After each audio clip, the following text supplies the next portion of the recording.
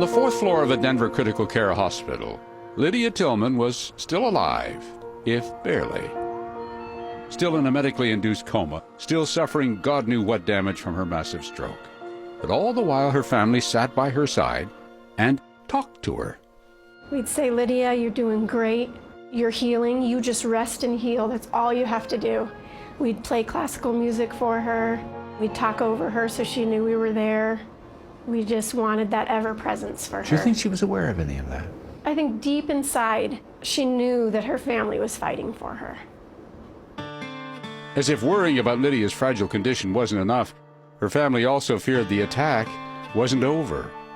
It was really scary. Since we didn't know who had done this, I kept looking out of the hospital room and seeing if someone would come to finish the job. And so we had to keep her completely anonymous in the hospital. We had a code that we had to say to go see her. Only family members and only ones that were listed. So you're always kind of looking over your shoulder. Definitely.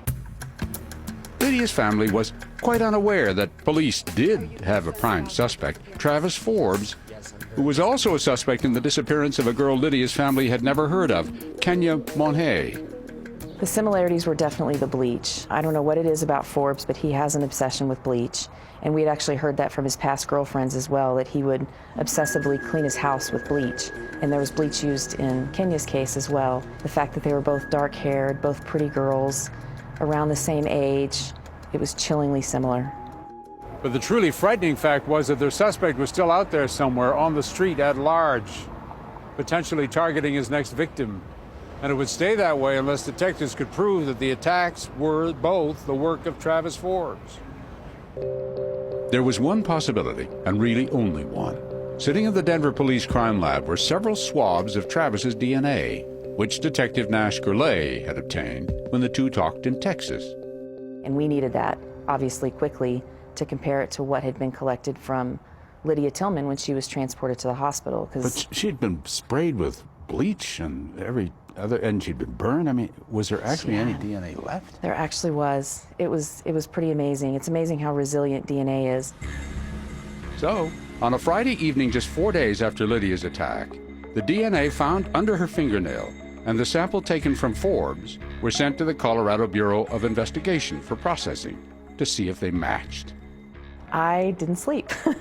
I couldn't sleep. There was no way. It didn't really matter. I didn't care. And it was amazing because we had technicians at Colorado Bureau of Investigation who had no necessary buy-in to this case, but they were working around the clock as well because they knew what a big deal this was. 60 miles away in Denver, Detective Nash Gurley was also awaiting those DNA results anxiously. But he was also angry. At myself. At yourself? Why? Thinking to myself, what else could I have done to prevent this? What other evidence could I have gathered that would have got him arrested? Did I miss something that could have kept him there? I could have had something concrete to arrest him on. What did I miss? And I threw that around in my head. You take this stuff personally. This one I did. And I'm thinking to myself, is he that smart? Is he that smart? And now Forbes was out here somewhere. Friday night, dark now. It was warm in Fort Collins, a college town, remember. In the Old Town Bar District, young people gathered around favorite watering holes. Plenty of young women, carefree, drinking, celebrating a weekend, unaware, unworried. But this time, the police were watching because they were very worried. We had the surveillance set up on him over the weekend. We were not going to let him out of our sights. So we had teams that were rotating while we were waiting for this so we could actually make an arrest. All weekend, surveillance teams followed Forbes as he cruised the nightclub district. He had a bottle of whiskey that he'd been carrying around with him all night. He didn't go into any of the bars. He basically just walked around and... He was trolling. Trolling. Yeah, that's a good way to put it. Then late at night, the undercover cops spotted Travis following a young woman walking home, alone. So, without revealing the surveillance team, one of the cops approached him, asked a question or two, and Travis gave a fake name, called himself Travis Kennedy. The officer let him go, but Travis did not go home. And before very long, began following a second woman. She appeared to be drunk. Travis closed in. They're like, this guy's too much of a danger, we got to figure out a way to get him off the street. So they ended up arresting him for false reporting, for giving a false name. In fact, Detective Shackley's husband was part of that surveillance team and actually put the cuffs on Travis. What was it like when you two kind of got together to compare notes?